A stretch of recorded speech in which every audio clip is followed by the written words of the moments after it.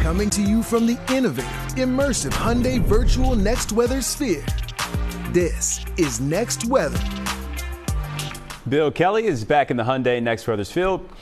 Bill, not a bad night to be outside in the city, to be honest with you. No, it's not. Temperatures today in the 70s. Had a nice little bit of a fall feel to it, right? So I agree. A good evening to get out and enjoy, and good evening to all of you. Let's talk about a couple things. First of all, our big story going on around the country, of course, is the Hurricane Erin. Here's what it looks like right now from Ocean City's Skycam. And you can see how high. The water's coming all the way up to the dunes already. Our worst day is going to be Thursday. So we're going to watch this very closely. Another look now looking toward the beach from the pier there at Margate. Again, water well up, churning about big time. A lot of folks hanging out on the boards. The good news is we are not going to get impacts from a direct hurricane hitting landfall. So it's not like there's big evacuations going on. You're just not able to go in the water, and you shouldn't anyways when it's that turbulent. Now, what we're dealing with currently are winds directly out of the east up to 12 miles per hour, gusting to 20 from a high pressure cell that's to the north. It's not directly related to the hurricane, but that is causing all kinds of problems in and by itself. So here's what I want to do. I'm going to put our map up, and let me show you. I put on several different alerts for you in and around the region. So here's the map. Let me put the alerts back on and show you the alerts in our area. So a couple things to point out. We have the green, this lighter shade, this turquoise. This is the flood watch that's up until Friday. But right now, we have a coastal flood advisory out for Cape May County and down to the Delaware beaches as well. Offshore, it's a big high surf advisory. That's this shade of pink that you see.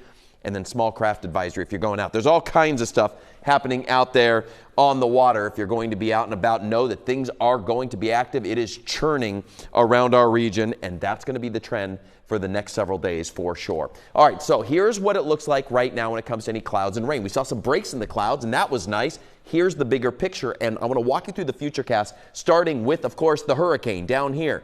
So what you're going to be looking at, your timestamp right on the top here. Let me take you starting from 11 o'clock tonight to this time tomorrow. And you can see this thing, how it's moving directly toward North Carolina. And that's alarming. This is a big storm, strong Category 2 storm right now.